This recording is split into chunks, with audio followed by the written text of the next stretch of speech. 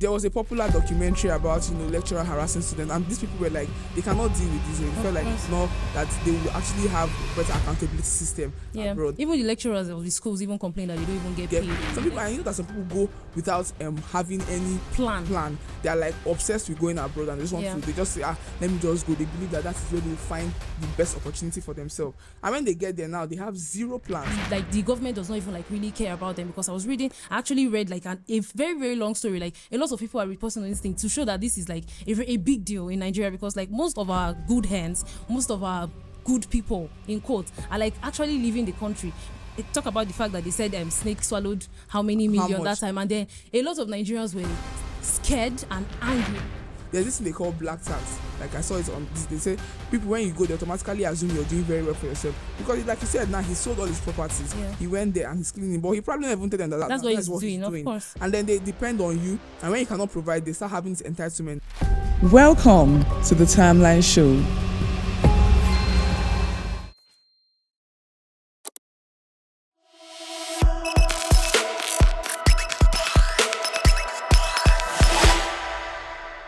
Hi guys, welcome to another episode of Timeline. Today's conversation is going to be a really interesting one, because I have a fun topic in store for you: Japa syndrome. If you're not from Nigeria, you're probably wondering what that is, but don't worry, I have you covered. I am Jennifer Egenti, and my co-host is here with me. Hello guys, my name is Precious, and I've been waiting for this conversation like forever. I know, right? Yes, Jennifer, let's get right into it. Japa syndrome is a Nigerian slang that means to move out for better opportunities, to seek a better life out there. And the Japa is coined from a Yoruba word that means to flee, to run, to escape, to leave a situation. And it's like, how are people living, like the rate in which people are living that made them to actually have a slang for it? Like, I was reading an article, and then they said it is also called self-exportation. That means it's like you carrying your things, like packing, like carrying yourself, your skills and everything out and of leaving the country. The numbers are too much, because look at in 2018, for instance, Schengen countries such as Germany, Hungary, Finland, Italy, and Spain, which are Nigerians' popular destinations, saw an increase in visa applications from Nigeria. People are literally like applying, and they get rejected too, because 49.8% were rejected. Then in 2022, 400,603 Nigerians crossed the borders and were recognized as refugees. Like now, they are not even living illegally and illegally. Like everybody just wants to leave. I don't know if you remember in 2020, there was like, as a matter of fact, I think they called it a new dispensation. You just see people will just post on social media a new dispensation, and then that thing just started from a meme, right? But then you just see people in the airport, like the airports are just. Some people will even say, I slept and I woke up in this country. It's like everybody was just like living, and it was very, very, like, do you get, like, everybody, it feels like everybody just wants to leave. Because I was reading a very, very popular Nigerian newspaper, and it said a total of 141,000 Nigerians migrated to the United Kingdom between June 2022 and the year ending. That means between that year, 141,000. I know that obviously our population is like on the high side, but still that's a large number of people. Exactly, like now. And then these are for the ones that like recorded. What about the ones that just sneak through the border? Exactly, without us knowing. And this thing is like, these people are going out in search of greener pastures, and by greener pastures I mean like better opportunities. They feel like there's a better life out there for them. But it means that there's something going wrong in the country they are living. There's something going wrong in Nigeria, because people were saying that, okay, in terms of education, there was a popular documentary about lecturer harassing students, and these people were like, they cannot deal with this. They felt like they could not, that they would actually have better accountability system abroad. Even the lecturers of the schools even complain that they don't even get paid. The lecturers, and they claim that, since they don't get paid, they cannot teach the students well. So like the students even suffer from low education standard. Like everybody, like it feels like when you just you're going to school just to fulfill all righteousness in Nigeria. Like I was reading a story on a newspaper article, and then they asked like a number of students, like, why do you feel like it is better for you to go to another country to further your education? Because most of them actually start, and then when they start, they feel like what's the point? What's the point? You get like, you just go to school and then it's like more or less like theory, like they're just you just theory and all of that, like no actual practical for you to take to the outside world to showcase your skills. It doesn't prepare you better for the exactly. Some people complained of like Nigerian economic situation. They said fuel scarcity, fuel hike, and then they will they even talked about the naira scarcity at some point. I was reading a report where they said that people actually, like, some people died in the process of getting naira. Some people were like, their mental health were literally in shambles because of the way, like, the naira problem. You know, they said absolutely they would get rid of the old notes at some point, and so people were rushing and they changed the money all at once. The problem that a lot of Nigerians had with that was that there were no proper things in place. Like, you wanted to take away the old note and then bring in the new note, but then the new notes were not even so like people had to like struggle to get the new note. So like the whole thing was just, speaking about struggling, a lot of Nigerians have said that they struggle with insecurity in the country, that they don't even feel safe.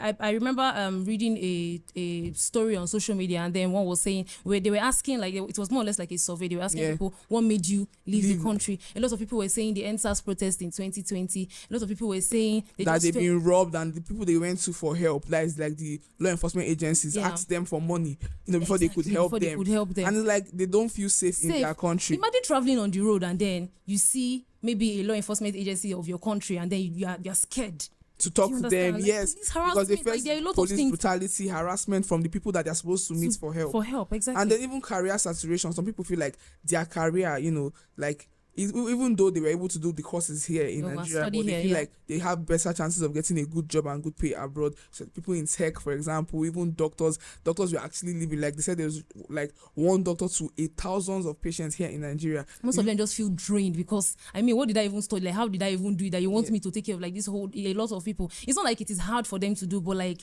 most of the times there are no like facilities for them to do that, because most, like, for instance, let me say, like, countries abroad, like countries that these people, that Nigerians, a lot of Nigerians migrate to, right? You can see that there are like a lot of equipment, a lot of facilities that can help them fasten the process. Because I was going through a story, and then the lady, she's actually a nurse, she was saying, that there was like, there's a particular thing that they need, like very, very important in the medical sector, and then they actually had it, but then they could not release it to them in the hospital.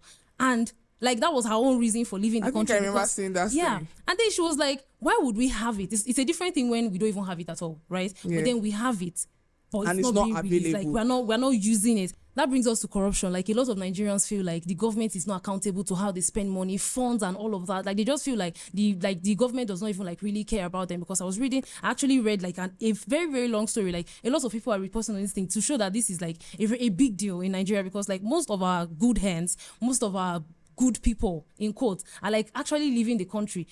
Talk about the fact that they said Snake swallowed how many million that time, and then a lot of Nigerians were scared and angry because these are the taxes they pay, and they don't see it in terms of in infrastructures, like no good roads, no good hospitals. Imagine there was this case of a girl that had an elevator accident, and there were a lot of time before they could give her help, and this was actually in a hospital. The elevator fell in the hospital. She's a doctor in the hospital, and they could not even give her the necessary care, like the basic first aid at first, because it was not available in the hospital. Even a lady complained of how she went up to her boss's office in an hospital, and then she saw that equipment that they needed for pediatrics surgery was there, and she packed a bit of it and she went down, and the woman not saying anything, because why is he in the office? Who can she even report to? No, because it's not supposed to be there. COVID-19, we were very unprepared for it. We had to start asking for money, bringing like vaccines and everything. It feels like all these infrastructures are supposed to be there are not being provided for, because there is the money that's supposed to be used for it are not being given to the right places. So basically, we could just bad roads, accident. People spend a lot of money on fixing their cars, because of the roads are bad. And these are like the reasons why they said it's a push and pull factor. It pushes them abroad. These problems, it makes them like want to leave the country. So basically, Nigerians just feel like they are not, like they don't feel like the government cares about them. Exactly. They're like they're not satisfied, and it's making them leave. The numbers are actually very too much. And we forget that when we mentioned welcome to a new dispensation, we forget that this actually have effect on everybody involved, the individuals themselves, the families, even the country. It has effect on the country. You see the emotional distress that comes from when you leave, both for the person and even their family members, because you are going to a new place, where you probably don't even have I am missing people. Some people, I know that some people go without having any plan. They are like obsessed with going abroad, and they just want to. They just say, let me just go. They believe that is where they will find the best opportunity for themselves. And when they get there now, they have zero plans. They have zero friends. Yeah, somebody said the grass is not always greener on the other side. Like, so people just go without a plan. Like, you just feel like, a lot of people are going, and then it works out well for them. Yeah. Because most of the people. I was reading a very, very emotional story, and then they said the man was like a very, very big manager. Like he was doing very well with his family in Nigeria here. But then because I think that was 2021, everybody was leaving. Then he felt he felt the need to leave as well. He sold his properties and went there.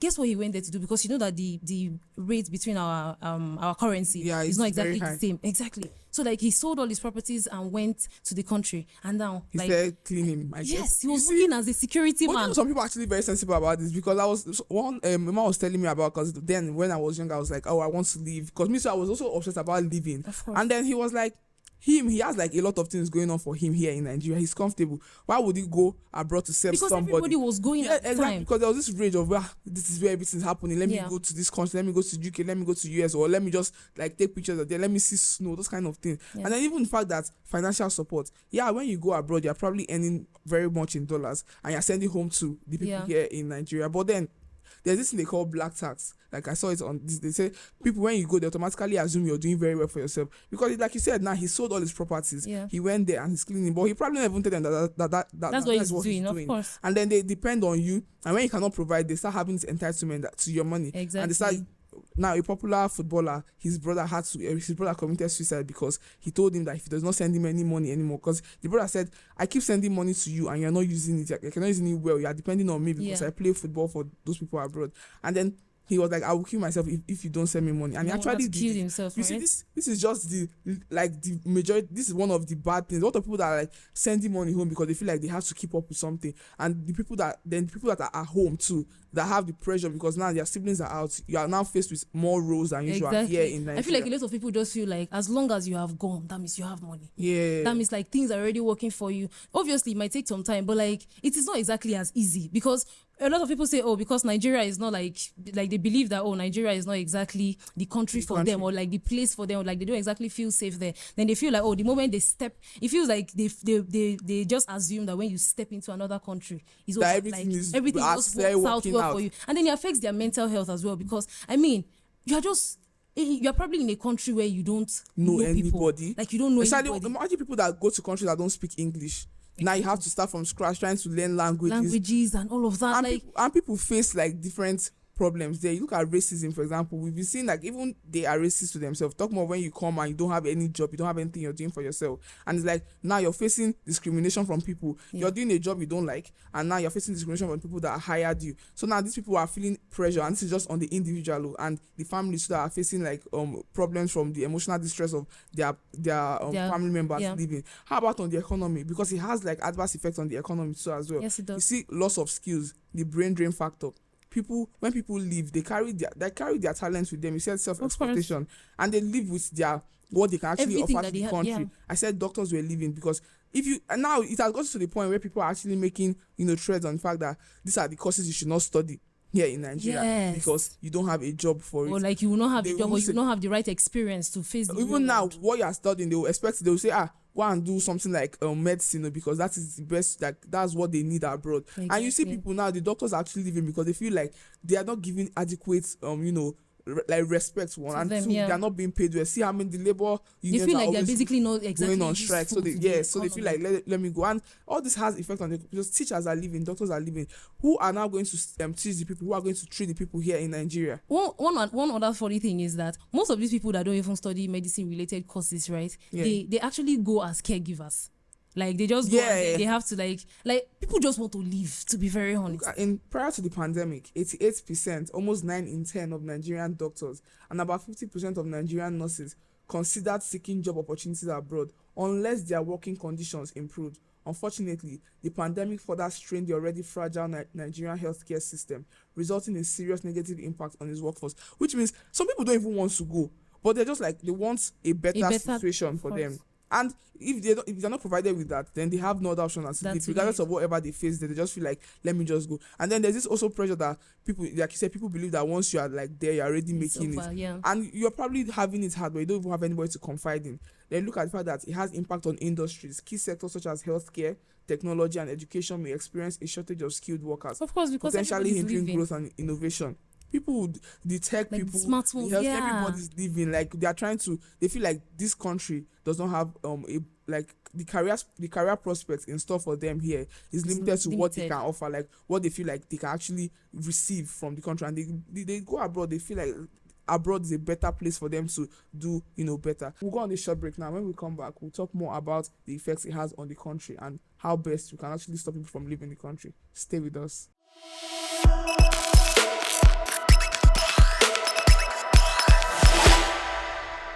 Welcome back.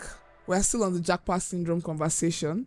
Before the break, we were talking about the reasons why people leave, the effect it has on the individuals, the family, and some of the effects it has on the economy. And I think it's important to note that this Japa syndrome or immigration is not just peculiar to Nigerians. Other African countries like Ghana, our neighbor, even Senegalese too, are actually emigrating out of their country. And then even countries like India too. But now let's get back to the effect it has on the economy.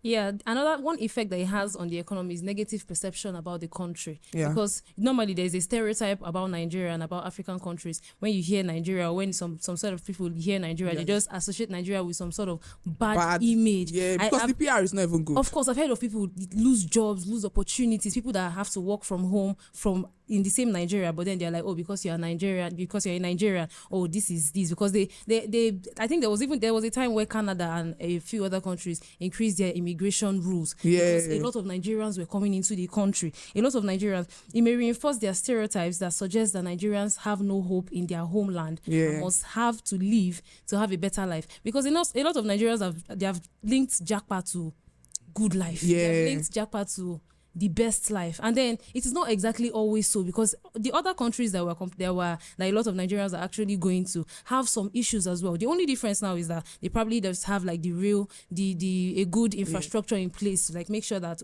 they're accountable to their citizens and all of that. But then it gives a very, very negative perception about the country. And even to add to that, you said that like the bad PR given too can also scare away investors in the country too.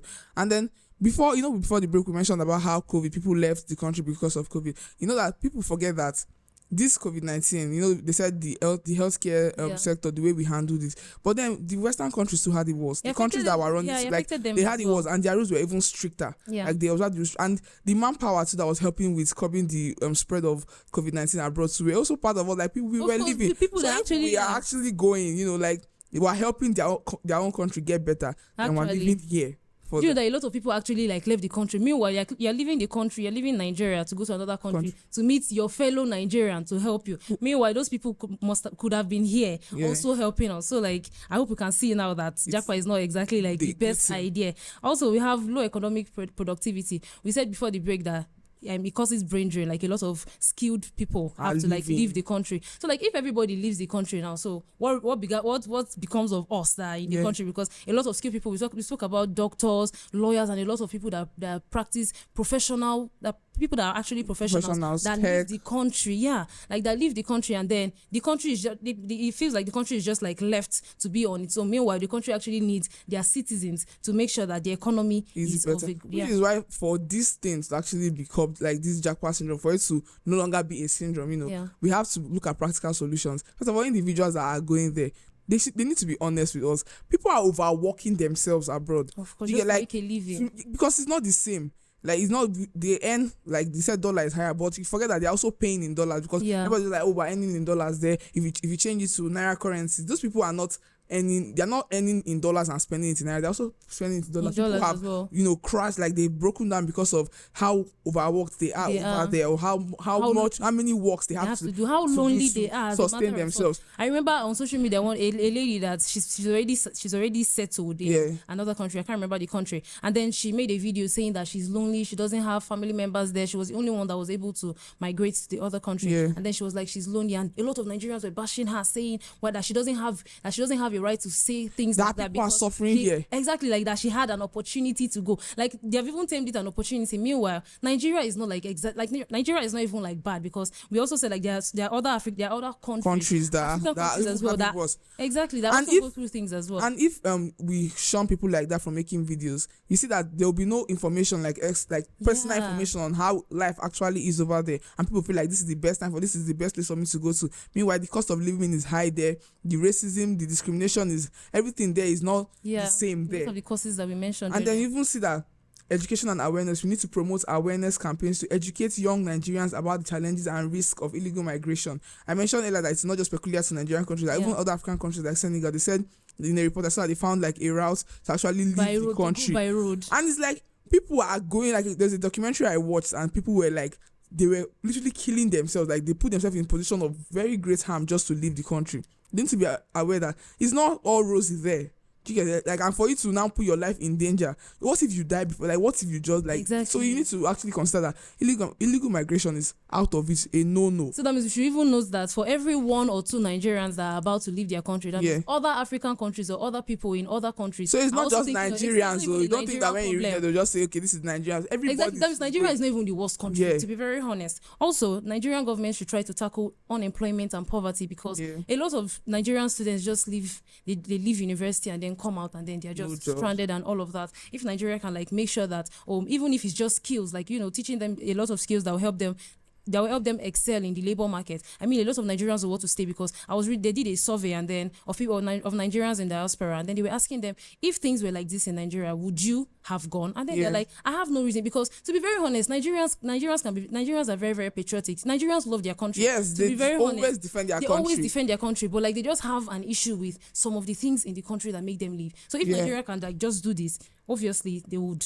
And people speaking of loving their country, they have this strong sense of responsibility. If the Nigerian government too can actually be really accountable to the people, when they do a lot of budgets plan and everything, they break it down and tell the Nigerian people how they are doing, what they are using the funds to do, and they actually seen it in terms of like the quality of education being better. Exactly. Most of these people say that the reason why they are leaving is to go and study abroad because they feel like they are not getting the desired education they need. So basically, if we improve, if the education here is improved, even, and it's not just the government, do you understand? Like the government can actually pay the lecturers, but what are the lecturers giving back to these people? Because you see situations whereby they threaten them with failure in classes and stuff. So if the lecturers to do their best and the students to actually put in their own best, so I'm sure that we will not have to go abroad to seek for better educational opportunities. I already said it before the break that the youths just want to feel safe. They just want to feel like the government has them at heart. So like if the government can promote youth empowerment, like invest in the youth. Somebody said you can never invest too much in the youth because like the youth, they are very resilient. Nigerians are really resilient. Actually, like the youths like are the future of the country. So basically, if you don't invest in them, they don't have anything to put back into the country. So if they invest in it, even if it's just, I said it earlier, even if it's just by teaching them skills, entrepreneurial skills that will just help them give back to their society, to really go a long way. We even mentioned that insecurity is another reason why people leave. I watched a news report where a popular billionaire donated 1 billion naira for Lagos security. You see that Nigerians are actually trying their best to keep their people back, and we need to recognize that. We need to look inward and see that it is not all bad, because that the country that you're actually running to, they also have their bad side. You see in the US, see police brutality, you see racism, especially for people that don't have enough information before they go. It's always better, and then you go and then you find yourself in like very, very harsh environment. So it's not exactly when we improve our security situations, people get profiled, like they said get profiled by the police, so if the law enforcement agencies actually show like they protect the citizens. Exactly, if they're actually trained, because and maybe increase their fees, because like I think there was a protest one time and then the police people were saying, oh, they are not well paid, that's the reason why they ask for bribes and all of that. But then if these things are put in place, then obviously Nigerians will have no need to be scared when they see enforcement agents. You also mentioned that apart from the physical injuries, there's also mental health problems here in Nigeria,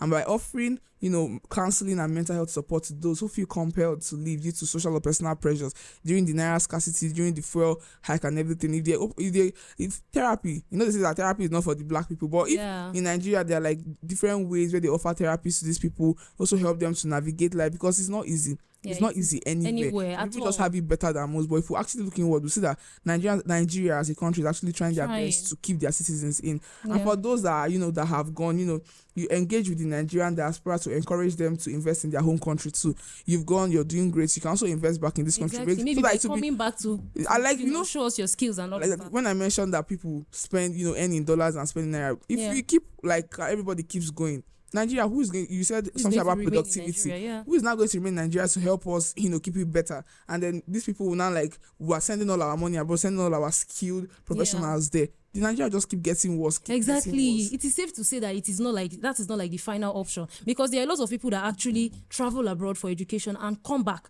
to give back to their society. But like right now, everybody's just going, and then when you ask a lot of youths, they're like, if you ask them, oh, do you feel like you want to Japa? Do you think you can come back after you Japa? And a lot of them are like, for where? No, I will not do that. If I go out, I'm going out for life. But then you can harness your skills in other countries, but then come back and give back to your society, maybe by teaching other people or all of that. That's a way of giving back to the society and making sure that the economy doesn't exactly run down. Yeah, and actually we can even strengthen our border controls to discourage illegal migration while facilitating legal travel and migration. So you see that the key to curbing the Japa syndrome is actually to just address the push and pull factor, like we mentioned. The push is what pushes them outside, and the pull is what the things that the incentives they have. Because they say when young people see a promising future and feel a sense of belonging and opportunity in their own country, they would stay. And this involves addressing these issues that we've mentioned also, and preparing solutions and actually going through with the solutions. There are agencies that can help them with better ways to migrate out. And then also information. There's the International Organization for Migration and the Nigerian Immigration Services. They're there to just create awareness about migration and how to migrate properly, not the illegal way. But we don't want it to go either ways. Of course, because if you go who are you keeping for I am precious? Like you need to actually remain in this country for, and help Nigeria because it's not like the government has things to offer us, but we as an individuals to find a position to maybe create entrepreneurial opportunities for other youth so that other people don't go as well. Will grow. And so this is where we end this conversation on Japa syndrome. I really don't want it to end. Do you want it to end? Either. But no, but the conversation is not ending either ways. Keep the conversation going in the comment section and follow us on our social media handles at Hued Network. I am Jennifer again, see? And I am Precious. And we'll be seeing you soon.